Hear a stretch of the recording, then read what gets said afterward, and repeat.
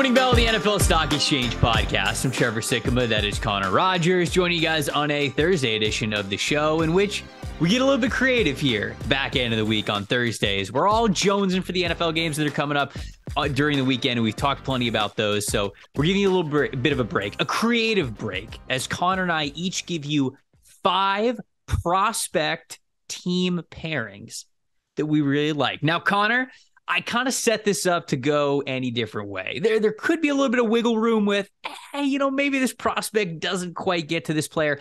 But if they do, I'd love to see the pairing. But we're going to give you guys 10 total, 5 from each of us. Early look at some prospects who we think could go to certain teams. How you feeling today, my friend? Good, man. I'm excited about this one. As we get these declarations, it opens the door for us to be able to do shows like this, where you could start not talking about the player on the college football field as much and more about the player fitting with an actual NFL team for next year. And you and I have already discussed these. We've had a lot of fun with these. I don't want to say don't take these too seriously because I think we came pretty close with the projections, but we're having fun. Take Connor's more seriously than mine. Scream at me. Praise Trevor. And by the way, yours are more realistic, I'm saying. People are going to freak the hell out at mine. We're going to have a lot of fun with one of yours. Let's just hype it up that way. And I do want to give a shout out. It was really cool to see our midweek show, even with it being one day later than usual, as I tea and honey my voice for dear life here. The views, the response, the engagement, and not engagement of like, click this for your crypto dreams, like actual, like people like commenting, getting in on the combo or wanting to be a part of the combo. It just goes to show you when it turns to the new year, the amount of people that gravitate to the draft is overwhelming. And I know you and I are very appreciative of that. Yeah. Oh, I'm so glad you shouted it out. This is part of what this podcast is. Yes, Connor and I are going to bring you the facts of what we think you need to know for a lot of these prospects and how you can evaluate them and potentially plug them into your favorite team. But also, we are draft fans. We do this because we love it. And shows like the one yesterday where we had so many different, what if this team does this? What if this team does this? That's so much fun to us. So are days like today. Let's think about what is possible with the NFL draft. I think that's always something that I really enjoy. I did want to shout out one. Matthew hit me up on Instagram about this one. And it combines one of what we talked about on yesterday's pod, but it goes even further. Matthew said, Bears trade back to Indy's pick at number 4 and also get 2 future first-round picks because the bidding war goes up so high. Okay, so follow me here. Chicago dropping from 1 to 4 and then getting 2 future first-round picks, one in 2024 and then 2025. Wow. Then, not done here. Then. Wait, there's more. Quarterback goes 1 and 2 overall to Indianapolis and to Houston. Chicago's sitting there at 4. Guaranteed that one of Will Anderson or Jalen Carter will be there. Then he says Philly calls up with 10 and whatever it is, 32, and goes, give us 4. We want Will Anderson or Jalen Carter. And so then Chicago trades from 4 to 10 and 32. So then Chicago goes from having the number 1 overall pick to having the number 10 overall pick, the number 32 overall pick, an extra second-round pick as well that they got earlier this season, and then 2 future first-round picks. Ugh.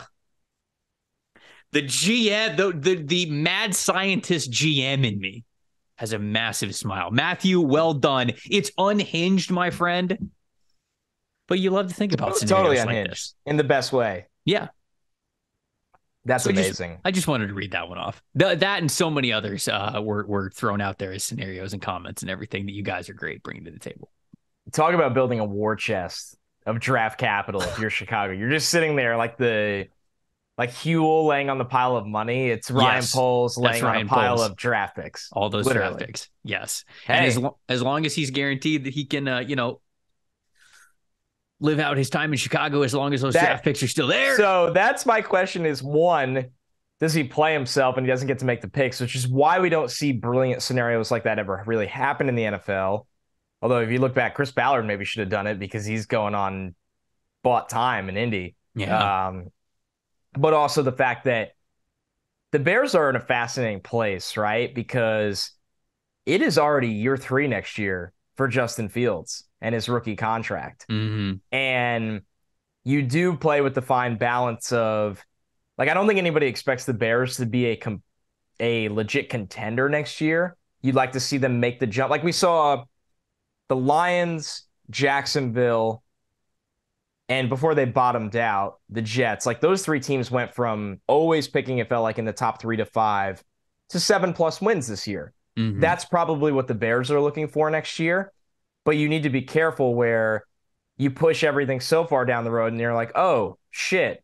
Like now we have to probably pay Justin Fields. Right. So right. I'm not crapping on that comment. I actually think it's really interesting. But these are the fine balances that NFL GMs always have to weigh. Yeah. Yeah. No, I think we'll get into a similar combo today, Trevor. Speaking of rookie quarterbacks. Yeah, we're gonna get into a lot of things today. So shout out to you guys listening to the podcast, getting in on it. It's what we absolutely love. We want this to be almost an NFL draft think tank, a community in which you guys can kind of get out your ideas and see what other people think for both your team or just other teams as you're watching the NFL draft get solidified in the order there. All right, you want to start out with this one? We're giving 5 each prospect team pairings that we really like. And like Connor said, we did try to keep it somewhat realistic. Now, you could look at the order as it stands today and be like, all right, that might be a little bit of a stretch. So maybe some of yours, maybe some of mine might need a little bit of a explanation or context saying like, this might be a little early for this guy. This might be a little late for this guy.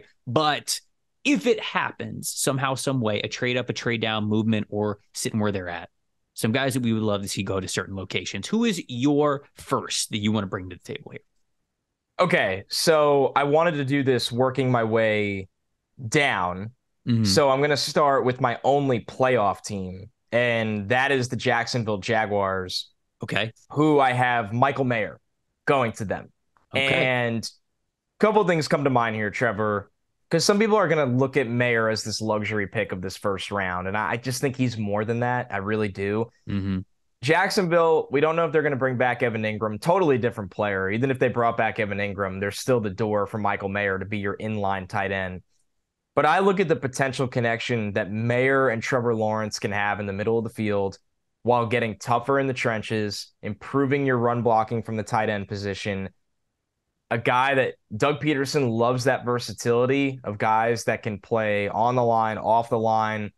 They're set at wide receiver there, or you're really comfortable with what they have at wide receiver there. But the thing we always say about Jacksonville is, which is why you saw Quentin Johnston getting mocked to them so much, they need more size out of their pass catchers, right? They're not a small pass catching group, but they need that more physical target. So I look at Michael Mayer and just think, man, him and Trevor Lawrence can be really, really dangerous. It can, in my opinion, he can be a Mark Andrews level producer at the next level. I think they'd have a great connection in the middle of the field to move the sticks.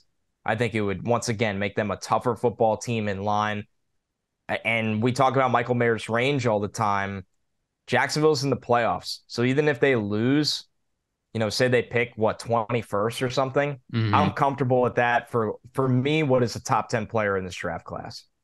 I'm going back right now and I'm trying to look up, has Trevor Lawrence ever really had a tight end to lean on? I think not that I can remember. The 2018 season, 2019 season, no, absolutely not. I'm looking at like the top 6-7 reception leaders on Clemson. None of them are tight ends.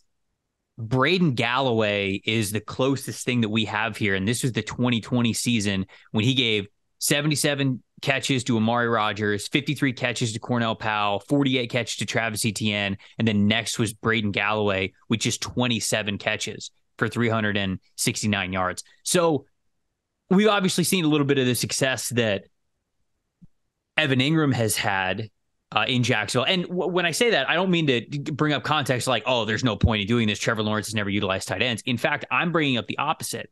I don't know if Trevor Lawrence has had a tight end that he's been able to really rely on outside of this year. Feels like the first time that he's really been able to do that. So I like this thought process here by you because Mayer might not be this top 20 lock because of somewhat of limited athleticism. But if you are the Jags and you've got playmaking potential at Christian Kirk, Travis Etienne, maybe even bring back Evan Ingram. I don't know, but you're obviously adding Calvin Ridley to the mix as well. If you get that like security blanket, it's such an overused term, I know, but that's what he is. That go-to guy over the middle of the field to go get first downs, that could be huge. It could be the difference of some of those situations where we think about last game, where it felt like Jacksonville just didn't have that go-to guy. You get in third and medium, third and long. Where's the ball going? You're not really sure. Sometimes it would go to Christian Kirk, but if it's not going to Christian Kirk, maybe it's a one-off to these other players. Instead, you might have a guy who could be a consistent first down moneymaker for you to continue to keep drives going, to continue to move the chains, to open everybody else up. I like it, man. I don't know how many times I've heard of Michael Mayer going to the Jags, but I do like it, especially thinking back to how I just don't believe Trevor Lawrence has had that kind of presence at tight end throughout his career. No, he hasn't. Whenever I think of Trevor Lawrence throwing to a bigger target, T. Higgins is the guy I think of. Obviously a wide receiver. Yeah. But when you're thinking guys that can go up and win the ball, and to your point about security blanket chains mover, Trevor, he's caught 89 first downs in the last 2 seasons. I mean, it's a cheat code. It's a cheat code in that area. So that was one that I thought was a lot of fun from a dynasty perspective, a real football perspective, a player that is better than a top 20 pick, but could go outside the top 20. And my only playoff team I used for this. So where are you starting though? So I'm going to go with, actually, I should probably go in the same sort of thought process that you have. Okay, I'll start with a layup. I'll start with an obvious one. If Bijan Robinson gets picked somewhere in the 20s, I want Buffalo to go get him. Like, I don't know if Buffalo is going to be picking 30, 31, 29, whatever. Like, if Bijan even starts slipping at all, maybe just like move up in front of the Ravens wherever the Ravens are picking and just go swipe Bijan Robinson. And look, I already can hear people saying, don't use a first round pick on a running back, let alone trade up to go get a running back. Bijan is a different kind of talent, though. No, you don't want to find yourself doing this often. But look at what McCaffrey was able to do for the San Francisco 49ers. He puts him over the top, right? When you are in the right spot, if this is something that puts you over the top, that's where the Bills are. The Bills are in a spot where I think they need better backfield production anyways, but they also need some slot receiving work, some receiving work out of the backfield. That's exactly what Bijan Robinson is. He's one of only, 2, 3, maybe 4 blue chip prospects that we've got in this class. If he starts sliding simply because he's a running back, and look, you and I both don't necessarily think that's the most plausible thing here, but if you're Buffalo, I would genuinely keep my eyes on this, and I'd pull the trigger. If we get around 20, early 20s, and he's still on the board, Buffalo's got to be picking up the phone because this is a winning window now for them. They are clearly in a winning window for the next couple of years. Go get this guy to be a major difference maker for you. And you could say, okay, Trev, San Francisco already had stars, right? San Francisco already had Deebo Samuel. They already had Brandon Ayuk, George Kittle, all those guys. Okay, so does Buffalo, right? This is truly a cherry on top of what could be a championship. And I really do think that it could be something that would be fantastic. There's a couple of different spots for Bijan to go that I think would be great and a lot of fun. But the most fun, the prospect pairing that I love the most is him getting to go to Buffalo. It's just somebody that you get to rely on consistently out of the backfield. It would allow Josh Allen to take a lot less hits as well. So forget just the impact that he has in the run and the pass game. I mean, you're taking some off of Josh Allen's plate as well, which I think is paramount for him continuing to stay healthy and being the guy that's always out there on the field. So that's kind of the way that I feel. Don't really believe we're getting a slide from Bijan Robinson. We talked yesterday about him maybe even being a top 10 pick. But if the league all buys in on this, we don't really need a running back. You don't really need a running back. And it gets close to something around 20. Buffalo picking up the phone and making a deal happen, I think could be very advantageous for them, not just next year, the years that follow, because of what he could do for that offense. I love it. When I watch the Bills, they are not only a great football team, they're a well-coached team. They have talent at all 3 levels on both sides. When I say 3 levels of the offense, I mean, the offensive line could use a little help, but overall, my number one point when I watch the Bills is, man, they could use one more guy on offense that you're terrified of. You're terrified of Stephon Diggs. You're terrified of Allen's arm and legs. But Gabe Davis, I don't think he was what they thought this year. He wasn't bad. He wasn't a guy that was a massive difference maker. Dawson Knox has run hot and cold. James Cook could maybe be that guy, but we haven't seen it consistently yet. You don't question that would be John Robinson. Like you said, Trevor, he's your slot. He's your super back. The comp I made when we talked about running backs was he's Rams Todd Gurley under Sean McVay. And that in the Bills offense is just utterly terrifying. So sign me up for that. This one to bring us down to a little bit more, I don't want to say level-headed, but a little bit more. You can say it. I'm going wild out here. Boring, I think is what it is. This is a boring pick, but I think it's one that fits the range, fits the franchise, fits the needs. How about Broderick Jones to the Steelers? The Steelers are a team that, the Steelers are a team that they could use upgrades on the offensive line. I think specifically at tackle, whether he's going to play on the left or right.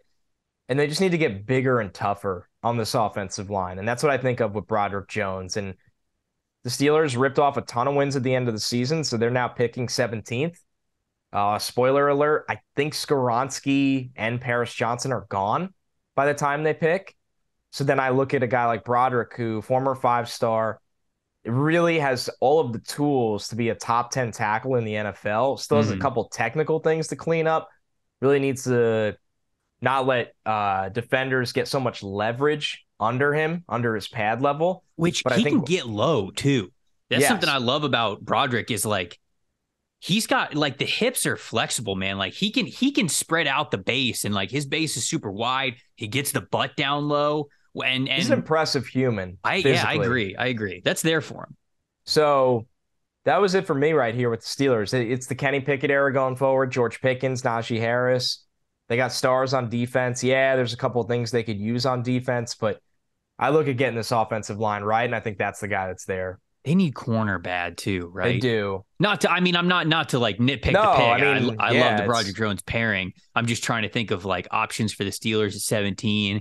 We talked about the potential corner run, like Joey Porter Jr., Cam Smith, Keely Ringo, maybe Christian Gonzalez if he makes it down there, right? Depending on how high Devon Witherspoon goes. Like, it's just guys that you're thinking about anywhere from 10 to 20, I would say, could be a good run for corners. But I think that's also the perfect run for offensive line. And I think the point that you brought up with Kenny Pickett is an important one.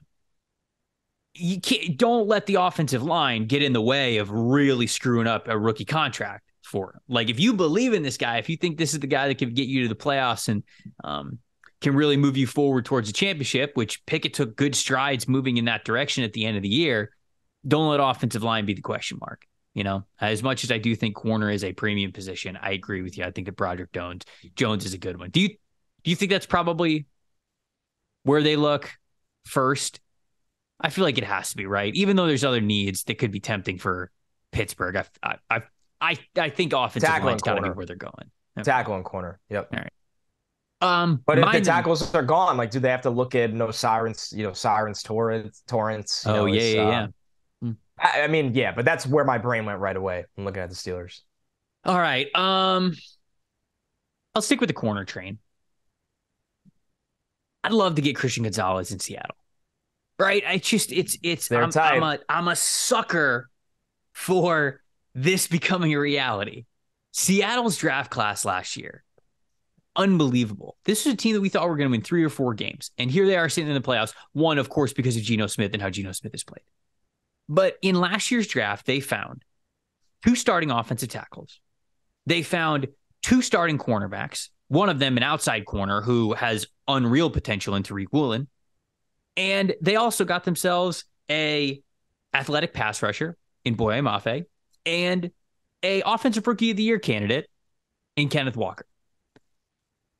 Seattle truly took a 2 to 3 year drafting window and condensed it into one class.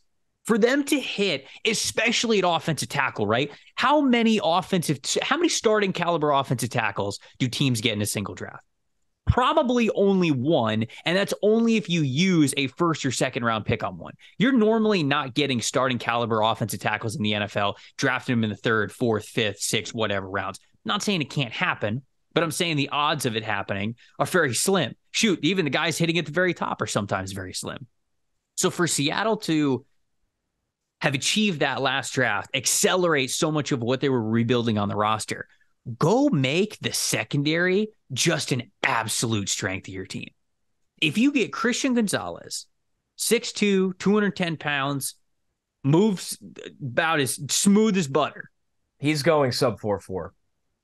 If you got him on one side, and then you've got Tyreek Woolen on the other, and Kobe Bryant can stay in the slot and play where he's had a lot of success early this year, you got Jamal Adams on the back end. Quandre Diggs is still on the back end. Ryan Neal is on the back end. Like, I don't know which one of them has a contract that might be Jordan Brooks in the middle. Yeah, I mean, it's just that I am a sucker for that becoming true. That's just it's long, athletic secondary players that can allow you to have the versatility to match up against any team however you want. And I'd love to see it. Now, Seattle's currently picking 20.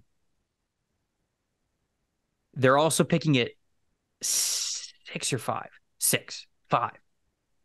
5 is what it is. I'm trying to remember off memory. I'm getting it, folks. I don't think they're taking Christian Gonzalez at 5. Maybe you could trade down from 5 to 11, 12. Probably get them somewhere around 10. Yep. I'd say 12 to 8. So that's realistic if that could happen there. Or if they lose in the first round this upcoming weekend, you stay within striking distance of, let's say, now let's pull up the draft order here. Tennessee's at 20? 11. No, I'm thinking a little higher. Like Tennessee's at 11. Yeah, he's going top 15. New England's 14. If Christian Gonzalez is still sitting on the board and Seattle's picking it around 20, you can call those teams and realistically get up, I think, if they would want to make a deal. So it might be a little bit of moving and shaking to make this one happen, but the prospect to team fit is something that I'd love. I'd love to see it. He's every bit of the freak show prototype that they love. And I like your idea of making an area we're growing stronger in and solidifying it to make it a strength. I'm always a fan of making a strength stronger, man. Gives you an identity, gives your team, when you get off the bus, something that everybody knows is a problem and there's not much they can do about it. And to me, it doesn't allow you to fall into the trap of drafting for a need, right? That's when I think teams do get stuck, is sometimes when they pigeonhole themselves to say, well, we don't take an edge rusher in the first round of this draft, we're screwed. And there are times throughout a franchise's history when you just kind of got to bite the bullet. It just is what it is. Like some years don't really come out the way you want them to.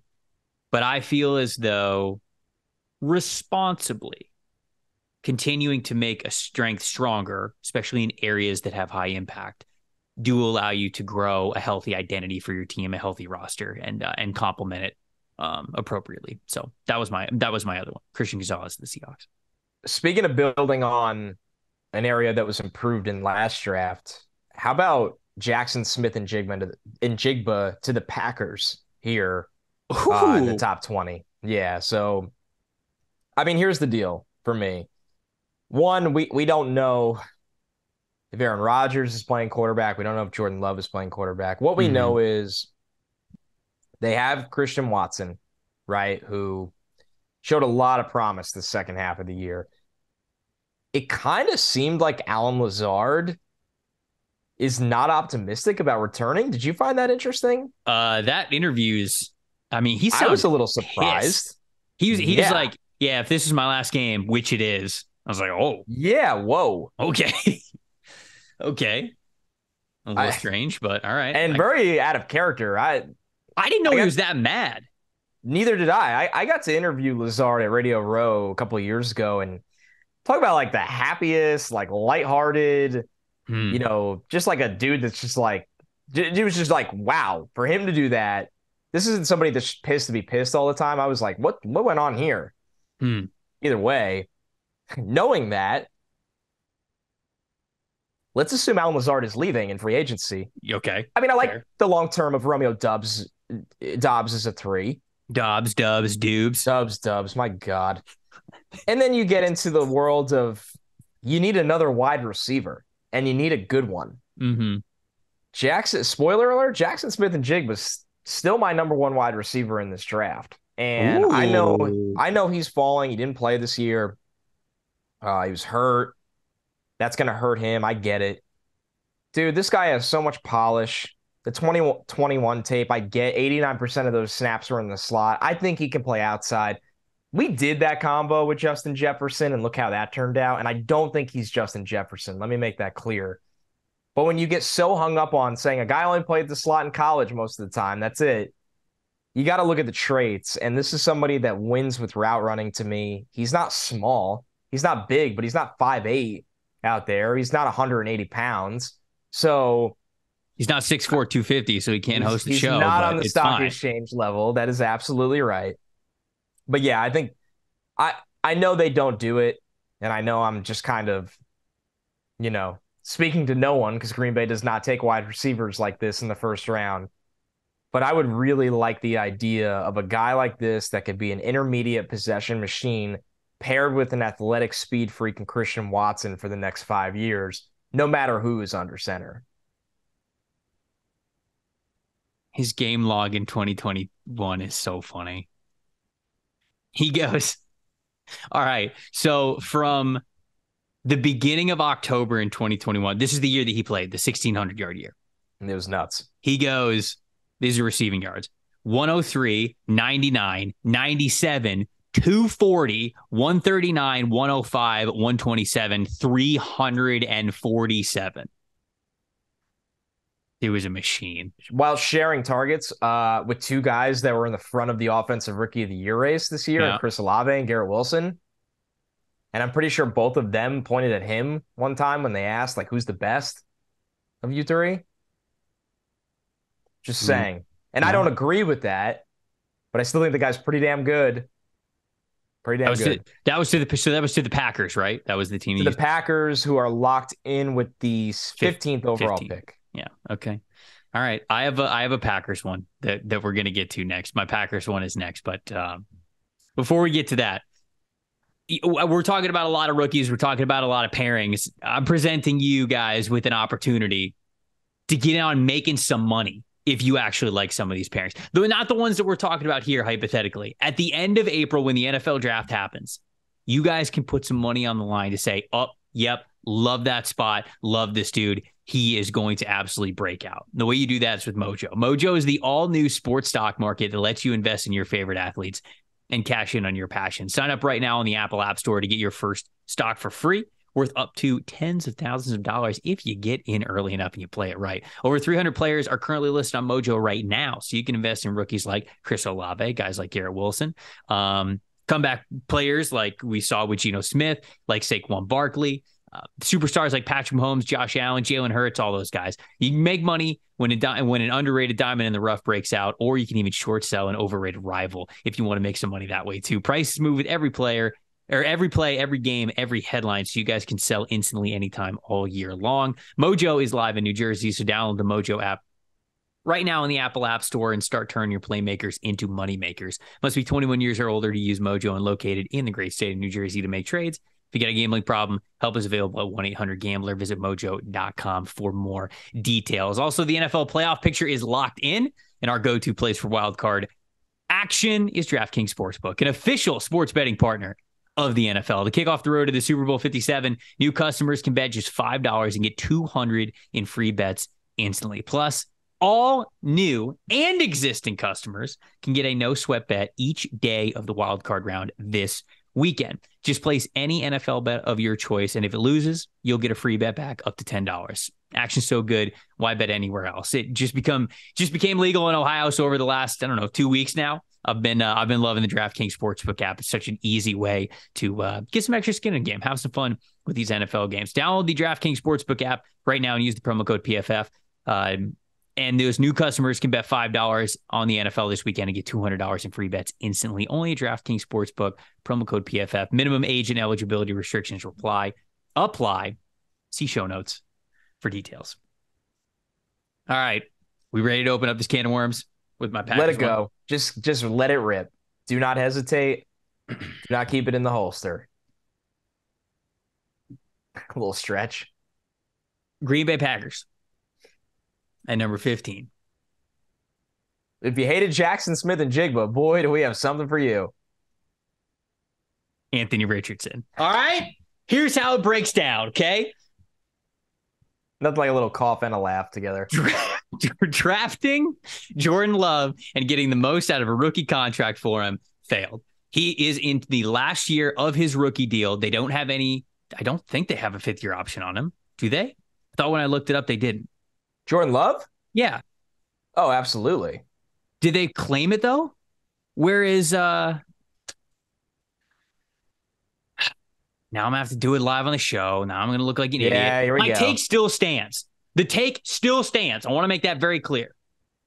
Well, they will pick it up, right? That's, yes. So they're going to pick it up. All right. We're assuming they are picking that up. Here's what you do. Don't pick it up. Draft Anthony Richardson instead. Jordan Love's got 1 year left on his deal. He still has the 5th-year option because they could pick it up. It's fine. Aaron Rodgers has a lot of reasons to come back. Okay? Think there's reason to believe that Aaron Rodgers is going to come back. If he does, then you're going into next year, picking up Jordan Love's 5th-year option, which, guess what? 5th-year option, not exactly cheap, right? You then have only 1 year to evaluate this guy before you then have to pay him a decent amount of money. Certainly not going to franchise tag him because you know how much that costs. Is he going to accept a little bit of a much cheaper discount? Jordan Love's got value right now. So what you can do is whether you have Aaron Rodgers for next year or not, if you draft Anthony Richardson at 15, which Anthony Richardson, more talented than Jordan Love, maybe not nearly as polished, maybe wouldn't be able to come in and play right away, more talented than Jordan Love, you could draft Anthony Richardson, get a future 4 and 5 year deals on him because of the 1st-year option, and reset the rookie quarterback contract. In a perfect world, what you do is you have Aaron Rodgers come back 1 more year. You have Anthony Richardson sit behind him, and then you've got those 3 extra years on the rookie deal plus the 1 year option. Meanwhile, there are teams that need a quarterback that will not be able to draft one in the top 10 of this year's draft. You can trade Jordan Love to one of those teams and probably recoup a 2nd-round pick and maybe a little more. So all of a sudden, yeah, you're drafting Anthony Richardson at 15, but you're drafting Anthony Richardson at 15. You're getting an extra 2nd-round pick, which means you get 2 2nd-round picks and a 3rd-round pick. Plus, you are getting a more talented, higher ceiling quarterback and resetting the rookie quarterback contract that you have. I did it, Connor. You did. I saved the Packers. So let me start with this. They are absolutely going to skewer your ass, my boy, for this one. But let me explain why when Trevor brought this up to me before the show, that I was really excited for this conversation. It does make you realize, whether you love Anthony Richardson or not, I don't know if it is as much of the point, but it does make you realize that the Packers, things did not go to plan. Right? When they took Jordan Love in the 1st round, how much time do you think they thought Aaron Rodgers had left with the team? 2 years, max? Yeah, probably. Okay, 2 years max. We all know how it went from there. The point of drafting Jordan Love was to restart the franchise at quarterback. And whenever anybody does that, one of the benefits is the rookie wage scale that comes with that compared to paying a guy $30 to now $50 million a year. No matter what Green Bay does, right, Jordan Love or Aaron Rodgers this offseason, because remember, if they trade Aaron Rodgers, it's not like the money just evaporates from them. No matter what they do, that benefit is gone. I don't want to use the words they blew it. I don't think that's the right framing. No. But that benefit is gone. You didn't maximize that benefit. And the good news is Aaron Rodgers was too good that you didn't need to. The bad news is something you highlighted to me is that by the time Jordan Love plays, you're going to blink, and one, he either stunk, which isn't good, which I don't think he will, by the way. No, I don't. No. I don't either. Two, you're going to have to pay him. You're going to have to pay him. So obviously this was a very creative scenario by you. Yes. But I think that was the conversation that should come out of it to me, is that no matter what Green Bay does, they are very expensive, it feels like, at quarterback, no matter what.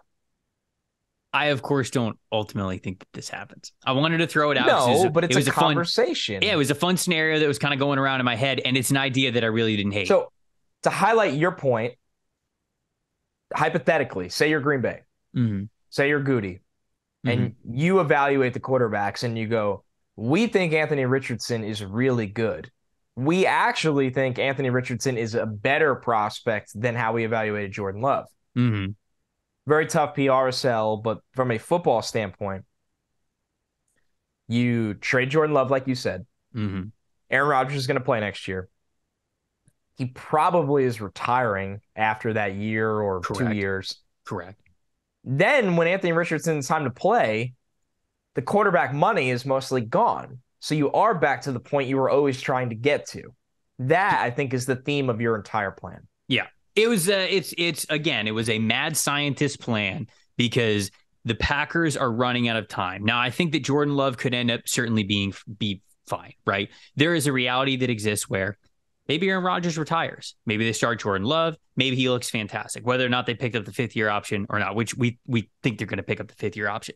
Heck, there's still a reality that exists where Love and Rodgers both on this team next year. Rodgers retires the year after that. They play Jordan Love on the fifth-year option for 1 year, and they make a decision after that. It's just a lot of money to be making a decision like that for not a lot of time that you've seen him. Could it work out for Jordan Love? Could all that time kind of learn him behind Aaron Rodgers mean he hits the ground running and looks great? Yes, of course. That is still there. But this is a scenario that I thought of in my head that I was like, if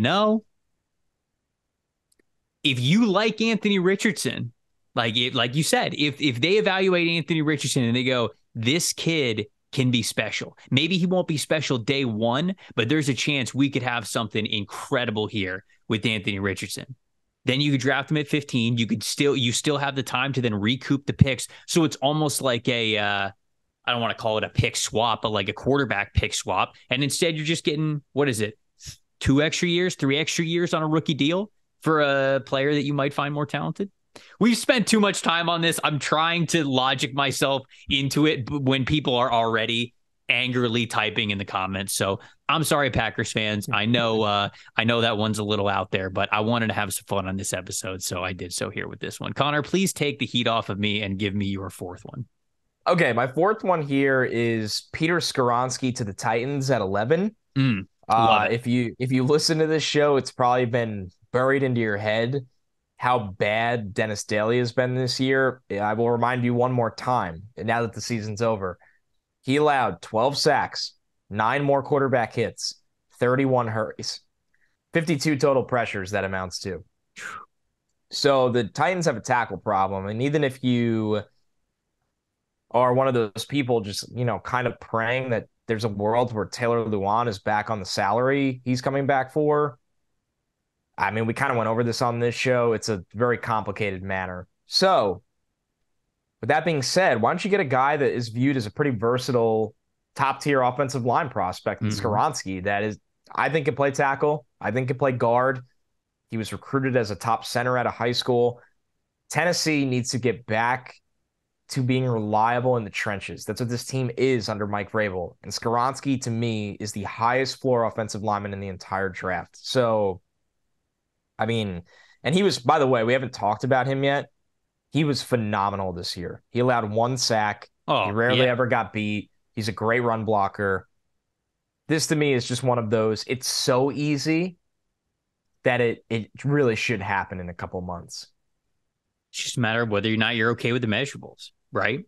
Yes, Which I am. Yes. Longer arms, a bigger frame, a longer frame helps you go one-on-one against some fast edge rushers. But you know what else does? Just being a damn good offensive lineman. Yep. And I think I think one way or another, Peter Skoronski is going to end up as an offensive tackle in the NFL. Some people think it's the other way around, like he's going to start at offensive tackle and he's eventually going to be interior guy. The way that I look at it right now is, if let's say he doesn't get prioritized like an offensive tackle, let's say most teams in the NFL are like more of a guard, gets picked somewhere in the 20s. Let's just say he gets picked somewhere in the 20s is like OG1 in this draft. I think there's going to come a time where, because this just happens, he's starting at a guard spot.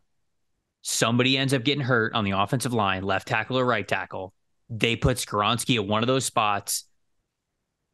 He looks great, and he will stay there.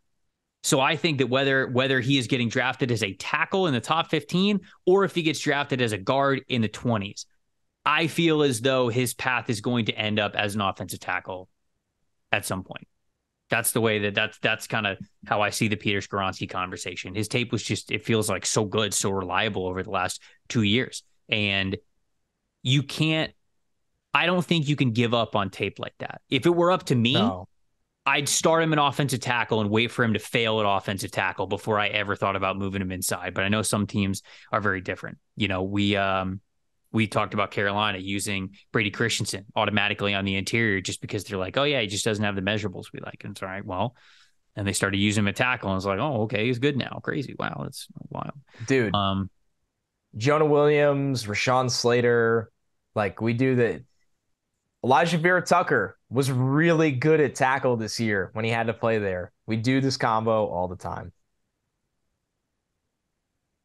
Yep. All right. So I do like that one. I'll stick with offensive linemen. I'll stick with an easy one because I need to get I need to get the defrost a little bit. I need to get the people back on my side. You know, I need to throw them I've already sent you to the guillotine. I'm sorry, your head is now on a spike outside the city that says this man tried to draft another quarterback to the Packers. But now I'm saying tax breaks for everybody. You don't got to pay taxes for like, a year. And now everybody loves me again. I'm giving everybody ice cream. I don't know what I'm doing. But Paris Johnson Jr. I don't know what I'm doing, he says. Paris Johnson Jr. to the New York Jets. It's so simple. You did come back in a really good way, by the way. It's the one that makes so much sense to me. We've talked about it before on the show. I had it in my mock draft, but there's so much versatility there. You mentioned the versatility that Elijah Vera-Tucker has for this team. What Mekhi Becton could be for this team if he comes back. If you get Mekhi back, wonderful. He'll start at left tackle. Paris Johnson Jr. will start at right tackle. Elijah Vera-Tucker starting on the interior. Who else is going to be back on the interior? Whose contract is up for the Jets? Well, it's going to be Lakin and ABT in an ideal world. Okay. So, Lakin's still all right. So Lakin's still around. So, I mean, the offensive line all of a sudden looks totally different if that's the case. If you don't get Mekhi Becton back, then you get to start Paris Johnson Jr. at left tackle. Maybe you start Elijah Vera-Tucker at right tackle. Maybe you draft an interior offensive lineman later in the draft. And then all of a sudden, Max Mitchell coming back. He looked pretty good as a rookie. I mean, that you're 100% right. Paris is the new chess piece thrown into the board that you're like, cool. Now we have him and ABT, and we could throw them around the offensive line. You're right. You're all over it. I actually really liked Max Mitchell coming in the draft. I think he had blood clots, but before that, he actually flashed as a 4th round rookie. I think I had him as like OT7.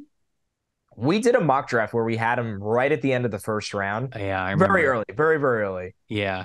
And then we kind of reset and we're like, okay, he's probably going to be day 2 guy. So when he fell to the 4th round for the Jets, I think they thought they got a really nice swing guy that can get you out of a bind. So anyways, if you draft one more really good offensive lineman, especially one that's got the versatility that Paris Johnson Jr. has, you're kickstarting a new look O-line, which I think would be fantastic for the Jets. So that is that's my 4th one. What's your last one here? Okay, this is probably my heater, I guess. My heater is like a squirt gun compared to Trevor coming out with a flamethrower. How about Devon Witherspoon? Okay, going 10th overall. Ooh, to the Eagles with the Saints pick. So no Bradbury. No Bradbury. Bradbury walks. Okay. I saw some people saying that, the Eagles don't take corners like this. The Eagles are such a good team that capitalize on the strengths of this class. Wait, good corners like what? One of the comments was saying that like they wouldn't do this because we've talked about corner for them. I was like, brace yourself. They are definitely looking at the corners in this draft. I know that for a fact, by the way. This is Like, the team that started Avonte Maddox for forever, right? brother, you don't have to tell me twice. Okay, no. I mean, like the Eagles have had short corners. No. They don't. No, they don't draft like prioritize them in the first round. Oh, okay. I thought they were talking about just like because one, I don't think Devon Witherspoon's that short. No. What's he like 6 foot, 5'11", something like that? Maybe 5'10". He's not over 6 foot, but I thought you were Either talking about way, I thought you were talking about size, and I was like, no, I mean, I feel like the Eagles more than like other teams actually put up with smaller size at corner. But continue. I see what you're saying now. he's right in the running to be my top corner in this draft, Mm-hmm. and I love his attitude. I love the way he plays in run support. I think he was He's a sticky stud. in coverage. He's got great click and close. I would just love to throw him on this Eagles team. I really would. I think they'd get a true upside starter from day one. Really, I really do. And I think that all I'll say is he's going wherever people think he's going, it's a lot earlier right now. He's well, Connor says he's going 10, so I think he's going top 5. No, I'm just kidding. He might be first overall to Chicago. He The places we go. I do like Devon Witherspoon a lot. I also think that you got to play with an attitude and you got to play with the chip on your shoulder when you play corner, no matter what. But especially in Philly, it's just a team that carries so much swagger to it. That defense is just so in your face. They're so aggressive. They're so confident, and he'd fit in right away. Him opposite Darius Slay, I really do believe that he'd totally fit right in right away. So I like that pairing as well. The last one for me, oh yeah, Darnell Washington Oh, one of my faves. to the Detroit Lions. Now, Lions pick at 6 and they pick at 18. And they're not taking him at 6. I don't think they'd even take him down if they're trading down from 6 to 12. I don't think you're taking him. I don't know if they're taking him at 18 either. But all I'm saying is somehow, some way, if they find a way to make it make sense, a trade down from 18 to 28 or whatever it is. Let's use the Bills, okay? Let's say the Bills make the AFC Championship game and they're picking 28th or 29th. And they want to trade up to 18 to go get Bijan Robinson. And then when the Lions are picking wherever the Bills were, they go get themselves Darnell Washington to bring this thing full circle. Washington with Detroit, I think, would be awesome. It would give you a plus in the receiving game, as we've seen from his improvement and emphasis as more of a receiver this year. They would give you a unique inline player who can act as that sixth offensive lineman in so many different situations. And this is a team that traded away TJ Hawkinson, right? So they still do need that impact player at tight end, and they can get the total package of impact player at tight end if they get a Darnell Washington. Like I said, you got to get a little bit finicky with how he would end up on the team, unless you draft him straight up at 18, which feels a little bit rich, but hey, maybe that's where his value ends up because he's such an alien of a prospect. But no matter what, wherever they would draft him, I would love this pairing. I think that this would be a great addition for the Detroit Lions. I mean, can you imagine Dan Campbell's face when this guy walks out on the draft stage? Just this mammoth of a human. Darnell in this situation, Darnell Washington would get to line up next to Penei Sewell. Is that the most size and athleticism side by side in the modern in NFL history? Yeah, because Penei's what, 6'5", 335, and Darnell Washington 6'7", 280. And they both can run like the wind. Yeah, you could throw in an extra offensive lineman to make Penei Sewell and Darnell Washington eligible in a 12 personnel package. Dude, it's hilarious. Insanity. That's the play. I like that one a lot. So yeah, we ended with one that I hoped was a fan favorite. So yeah, that's Darnell Washington and the Lions. Trevor trying to reel everybody back in after they already clicked unsubscribe to the show. Yeah, I had to. Yeah. Respect. We're doing damage control here. We're doing damage. This is a fun one. This one's good. I enjoy. I like enjoy when fans start to get attached to players for their teams. This is that time of year. It is that time of year. You always want to be early on somebody, and so like fans love doing that. I may regret doing this, but let us know what you guys thought of the podcast. Let us know on You're gonna see comments disabled for this video. Let us know on YouTube if you guys are watching this one on YouTube. A good way to give us your feedback, give us your opinions, give us your takes is just right down in the YouTube comments, of course. You can also hit us up on Twitter at Tampa Bay Trey, at Connor J. Rogers. Hit us up on Instagram as well. If you guys are listening to this just in audio form and aren't really big YouTube people, you can definitely do that and we'll be able to read it and see it. But we would love to hear you guys' thoughts as well. Give us one of your favorite prospect team pairings for the early parts of draft season here. There's a lot of draft season that we have yet to go. There's a lot of things that are going to move up and down. This is not a place to old takes expose you. This is just having some fun, as you guys could clearly hear. But we're recording everything. We are going to laugh at you. We're doing this solely for the purpose to laugh at people. We quite literally are recording everything. We actually made this podcast just to laugh at bad takes. We are trolls. Yeah, mainly just mine. All right, that's it for this week for us. We'll be back on Monday. We'll give you a what matters most. Do we want people to? You want to open up the listener mailbag? Well, here's my question for you. I love that we have our podcast meetings during the podcast. Yeah, we didn't talk about this, which is bad, actually. Do we wait until the Bucks play? Or do we no. We do the what matters most on time, and then we include the Bucks game at the top of the draft show? No, I feel like we can't do that. I agree. It doesn't feel right. No, it doesn't feel right. It'd be wrong to the people. What if we? He's got a plan. He's got an idea, folks. No. I think we have to do the Sunday night show. People are going to wake up Monday and they are going to be hot pissed if the 5 games are not recapped. And I don't blame them. So then why don't we do that? Okay, let's recap the games. Let's give our thoughts on all the games that we saw this weekend. Let's stick with it. A little bit of a what matters most for Monday's episode without the Bucks and Cowboys game. And then to start the Monday episode of the show, we can kind of, talk about the Bucks game a little bit and then get into more draft order talk. Maybe even get you guys a little mini mock draft. Not sure. Then we'll probably get back into prospect rankings for next week. Yes, absolutely. Look at that. We planned out next week already. You know what? My God. Thanks, guys. Appreciate you getting in on telling us how to run the show, giving us some suggestions there. I'm glad that we could all do that together and that we could come together and do something like that. Everybody have a great weekend out there. Enjoy watching the NFL playoffs. Whether your team is in it or not, make sure you get some good food, some good time with friends and family. Enjoy it. The NFL season may kind of be coming to a close, but hopefully the best games are yet to come over the next couple of weeks. We will surely be watching. You guys should too. We'll hear you on Monday. I'm Trevor Sikkema.